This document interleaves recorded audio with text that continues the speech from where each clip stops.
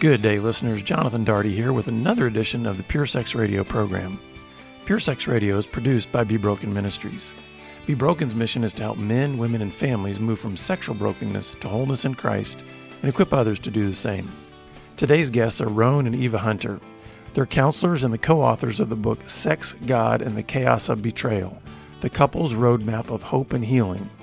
And in this episode, they share their histories of brokenness and the impact that this had on their marriage. Through the many ups and downs of their relationship, they gained many insights that they now share with other couples seeking help in their own marriages. To learn more about Roane and Eva and their book, visit sexgodchaos.com. For more resources, visit bebroken.com or check out links in today's show notes. And please rate and review the podcast after you listen to help others find it. Now, let's dive into today's conversation. All right, Roane and Eva Hunter, welcome to the program. Man, thanks, Jonathan. We're glad to be here. Yes, thanks for having us. Yeah, well, I'm really looking forward to this conversation. So you guys have written a book that is entitled Sex, God, and the Chaos of Betrayal. And then you've got a pretty spectacular subheading or subtitle, The Couple's Roadmap of Hope and Healing, Recovery from Infidelity, Affairs, Pornography, and Sexual Addiction. I think you covered it all. Right there in the title. We got all the Google search words. That was the main thing. That's right. So I would love for us to talk about what you've written in this book. But first of all, tell us how you got to the point of actually writing this book. Okay. You want to jump in first? Sure, I'll jump in. So we have been married this year 40 years. We married in 1982. We were high school sweethearts and got married in college. And during college, just a lot of chaos in our relationship. It was intensity.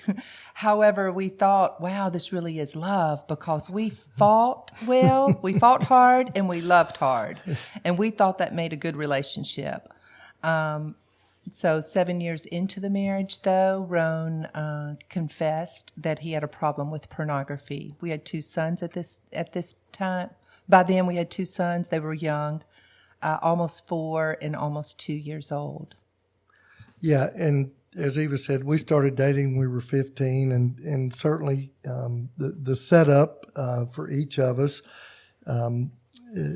I grew up, parents divorced when I was 8 years old, and I got exposed to pornography. My mother's attitude was boys will be boys.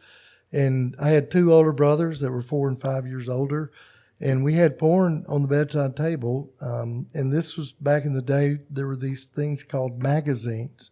Some of your young guys that are listening, they don't know what that is, right? Yes, paper and print. But it was bad enough. That hooked me just early on, and then I very little adult supervision, parental supervision. My brothers and I just kind of raised ourselves in a way, and so drinking was a part of that. The porn thing was kind of always there.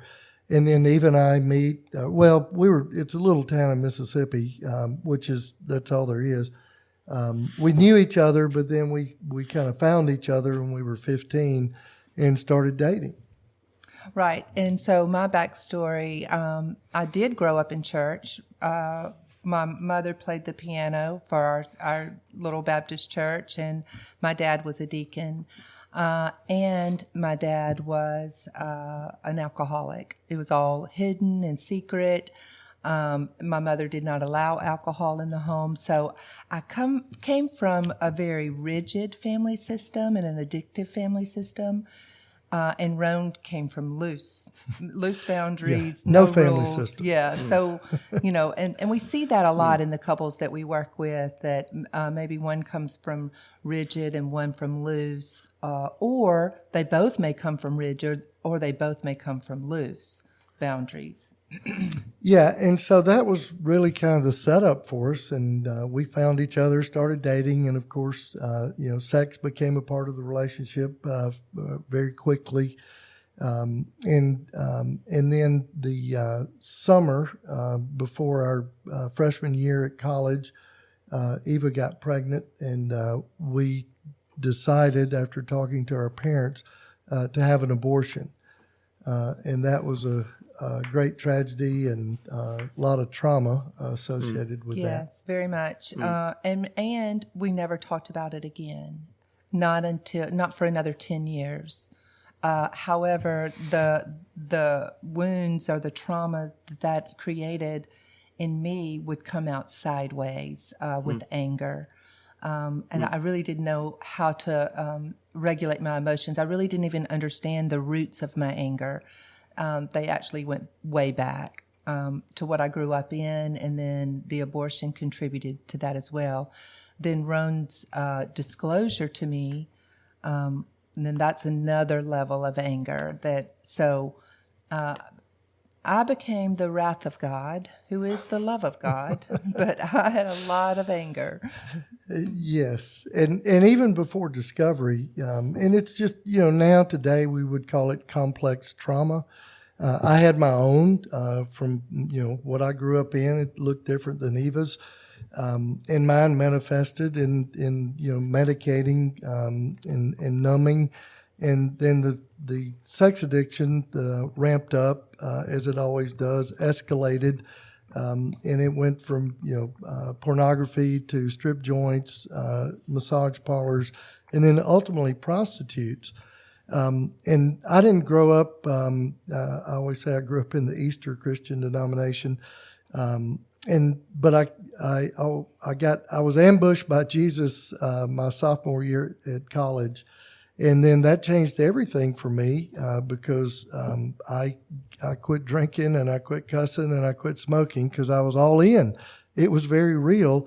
And we started going to church, and we got very involved in church, and graduated from college and moved to Mobile, Alabama area, and then got transferred to Nashville, and then ultimately in Atlanta, where we lived for 22 years. But those moves were all what we would call geographic cures, because my acting out is ramping up, and I'm going to, if I get away from this stuff here, then that'll take care of it. And it was all hidden, and it was all secret. Like I said, we were very involved in church. We looked really good on the outside, picket fence, dog, 2 children. And we were very engaged in church in every city that we lived in. And then it was 1990 is when I admitted we were having a conversation, and I told Eva I had a problem with pornography. And really that was God moving, because I was never going to tell her. And I remember even thinking, who said that, right? I looked over my shoulder, because there was no way I was ever going to tell her. And then that really began our journey of even why we do what we do today. And, when he did disclose that to me, it was, just like this discovery of, I don't even know who you are, because of what he presented, as he really looked, we both looked good on the outside for sure. I had my own brokenness.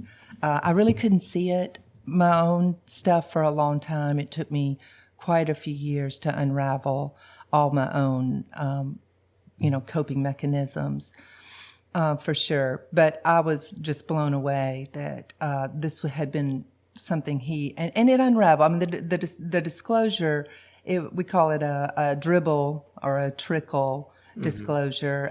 It came out over the next weeks or months of all of the acting out behaviors. It absolutely did a number on me. Yeah, so much so the day I told her that I had a problem with pornography, Eva loaded up our 2 sons that were almost 2 and almost 4, and put them in the car, came home back to Mississippi. And there was, all she knew at that point, that, I told her pornography.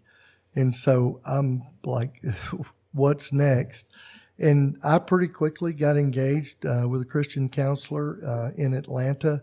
And again, this was 1990. We had a wonderful counselor, and probably one of the best people even in the country at that point, one of the pioneers in Christian sex therapy, but not sexual addiction, because that term had not even been coined until the mid-'80s by Dr. Patrick Carnes. And so we kind of wondered. We did, and there was never not a lot of help for the partner at that time. Very little help for the partner, actually. And the term then for the partner was codependent. And in the later 90s, mid to late 90s, it became co-addiction. I connected to those somewhat. I could see my codependency. I could also see my co-addiction, not to Roane himself, but more to the relationship. Today, the term is betrayal trauma. And I connect greatly with that, because what I was dealing with mirrored a lot of the PTSD symptoms, a lot of intrusive thoughts, a lot of hypervigilance, a lot of fear. So, I mean, it had been a journey for me to heal. Actually, I had a brain scan this past year, last August, at the Amen Clinic, and I no longer have I don't have the ring of fire, which trauma looks like a ring of fire in the brain. So I'm grateful for that I've never felt safer in my life, and that's great. I'm grateful to be married to a man who's in recovery and who lives a life of rigorous honesty and gives back what he's been given. Yeah, and it was a ring of fire those early years. Yes. We went to counseling. Eve at that point was just not having any of it, and we after 2 years, and it was pretty bad for those 2 years. We wound up and we divorced. But one of the things I think that Eva saw, I was committed to my recovery. I didn't just bail because we got divorced. I certainly stayed engaged with my counselor. I was in a therapy group with him. I was involved in one of the first Christ-centered recovery and support group ministries in the country. And Eva, she actually saw the consistent action over time, even when we were divorced. And it was during the divorce where I think you would say you had your grace awakening. Yes, I did. At that point, I was really on my own. I felt very much on my own, and even though we had the 2 children, but the pressures of life sent me to really begin to work on myself. And once I did that, I mean, one of the first things I did was get involved in a group, Adult Children of Alcoholics, and I became aware of what had happened to me. I really and truly did not think growing up in my home had affected me. My denial was very deep. And anyway, so that was the first step, and then I got back involved in just individual counseling and began to really work on myself and my own boundaries, and just really figuring out who God created me to be, right? And who I was in Him. And that's really where my strength comes from. And so I became open. When I could begin to see my own brokenness was when I began to be open to reconciliation and restoration with Roane. Yeah, and we were apart, separated and divorced right about a year, and then we remarried, and we certainly we made a commitment to continue doing our work. We often laugh. We'll have people that will say things like, I tried that counseling thing 2 times and it just didn't work, and we're like, well, we went 2 times a week for 2 years, and then we backed off, to once a week for another couple of years. I mean, it's just this process, because especially anything of the sexual nature, it's got so many roots to it, and it's multifaceted, and then it's certainly how it affects the soul, as Paul talks about in 1 Corinthians 6. There's just a whole lot to it. And, we call it an intimacy disorder, and that's what we work with so many couples around today.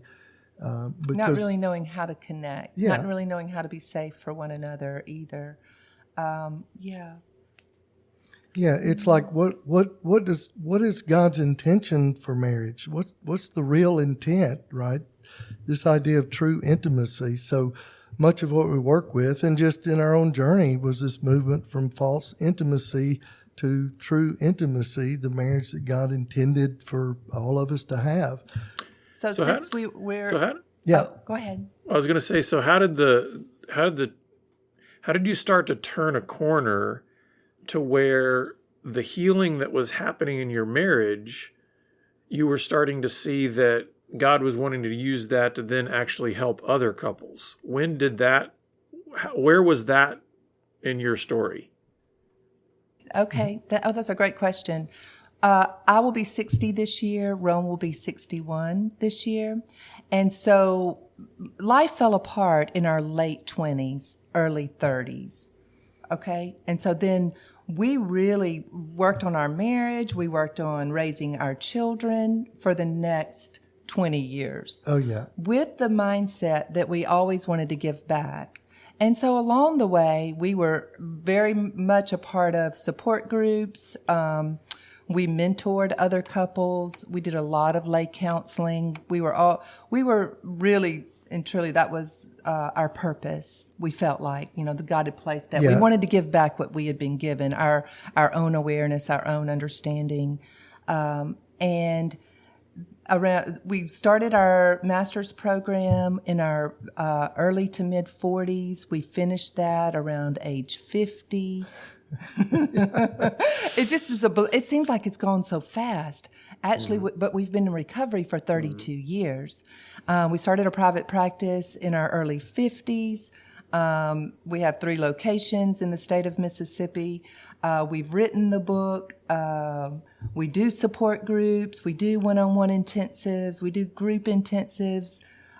We're busier than we've ever been, and we're still in recovery, right? We're still working on ourselves, for sure, and working on really our connection with one another and our connection with God and with others. Well, I think early on. Yeah, go ahead, John. Go ahead, Roane. Yeah, early on, I think when I mentioned, I was very fortunate it was one of the first, really, probably the first Christ-centered recovery and support group ministries in the country. And I was very fortunate to get connected with the guy that started that. Bill Morris was an LPC counselor and certainly a devoted follower of Jesus, and really wanted to incorporate, just the faith aspect of being a Christian into the recovery process. And we just named our higher power, and that higher power is Jesus Christ. And so I was fortunate to get in on the front end of that, and learned how to do groups, and certainly how much it benefited me. And I think that's where, and then Eva got involved later with it, and I think that's where certainly our understanding and passion for like this idea of doing groups is, I believe it's kind of the way God intended us to live. This idea of life together, deeply connected, not just with a spouse, but with others and with Him. And so that's been just our passion along the way. And then certainly doing the individual counseling that we do, it's certainly important. However, we always say the magic happens when you're connected in community with others. Yes, connection is the cure. Yeah. So I wanted to ask you, because something, as you guys were telling your story, first of all, thank you for sharing that. I mean, you unpacked so much over your lives. I wanted to ask, because I'm thinking of the couple that's out there that they're in the discovery phase, like of whatever the sexual brokenness is, or whatever the issue is that's really dividing them currently. But what I heard in your story was you had brokenness that extended all the way back into your families of origin. And there were other things. I mean, Eva, I think about the multiple traumas that you faced: an alcoholic father, an abortion, a husband that's, sexually addicted. I mean, those are coming at you from very different angles. Roane, you had this family that there was just no boundaries, like, no structure, and then get hooked into porn and prostitutes and all that kind of stuff. Can you talk a little bit about what you learned about the things that you need to navigate for personal healing and the things that need to be navigated for marital healing, and how there may be distinctions between those two things? Mm-hmm. Yeah. We always, in working with couples around this, we say there's no greater crisis in a marriage, maybe the death of a child. But when betrayal occurs, in whatever form that takes, the coupleship is at a major crisis level. And what you've got at that point are really two emotionally dysregulated people, because, like, for me as the addict, I was using the addiction to medicate, numb, deal with my emotions. Certainly I was unaware of that, but that became the strategy. And so, the healing and the growth and the journey, so much of it is like learning emotional regulation skills, learning what it really means to connect, to attach to another human being. Because in my growing up, attachment, there was a attachment disturbance. May not have been a full-blown attachment disorder, but definitely a disturbance in the force, because the primary caregivers of my life did not know how to attach themselves. And that's not blaming. I'm just very aware of what they grew up in, the generational stuff that is all part of this as well. And so they had no model for attachment and intimacy. And, they kind of did the best they could with what they had, which wasn't much. And so learning what it means to attach is a critical piece in the process. And just, healthy boundaries. As you said, I grew up with like no boundaries. And boy, that was a big learning curve. But we often talk about so much of this, it really is, it's skill set and ability. And these are all things that you can learn. It's much better if you're learning it developmentally as you're growing up, but a lot of us don't get that. And so to go back and learn it when you're in your late 20s, 30s, 40s, it's just more difficult, because it becomes more natural as a child, especially if you've got functional parents that are modeling it. We're much more like baby ducks than we realize. And this stuff that we grow up in, we just repeat it. Yes. And, for me, to being able to really look at my little T traumas, my big T traumas, and to identify what messages came out of that. Because those lies, the lies of the enemy, I am not enough. I am on my own. Well, when conflict happens in the relationship, those messages get tapped into if they're not healed, right? And so then what comes out is a way to cope, whether we fight, flight, or freeze. And so that was a huge thing for me, to really begin to know myself, to become aware of what is happening in the relationship and what's getting tapped into in me. It was not the woman I wanted to be in how I was reacting. I wasn't responding, I was reacting out of a lot of fear. And then the marriage, we like to say we become one another's healing agents. We've got to know ourselves, know one another, in order to help one another heal, to have grace for one another, to be able to speak the truth into one another's hearts, really. Yeah, and I think we write about it certainly in the book. And I think the idea of just understanding trauma, and as Eva mentioned, those messages that are formed in us, Those are the lies of the enemy. Those are the toxic shame messages, painful implicit memories. It's the story we come up with. Children are great observers, but terrible interpreters.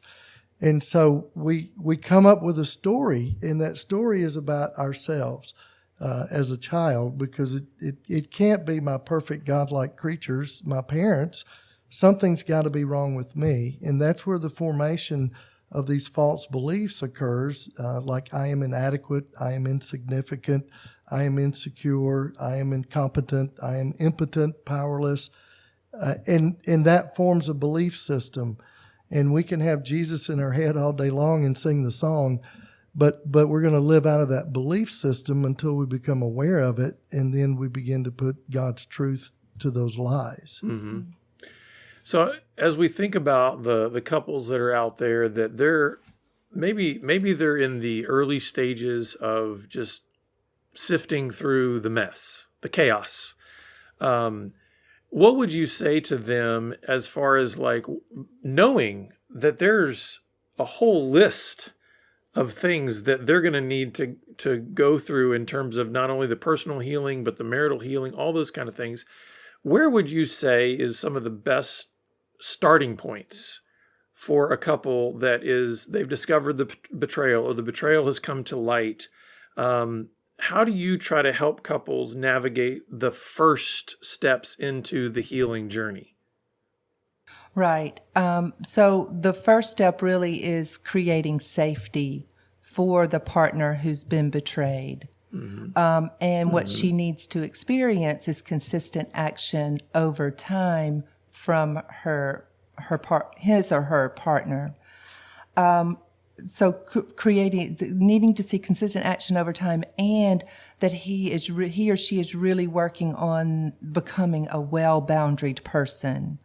Like, gosh, I no longer go here. I no longer do these things. I have filters. I have accountability. Just creating a lot of safety.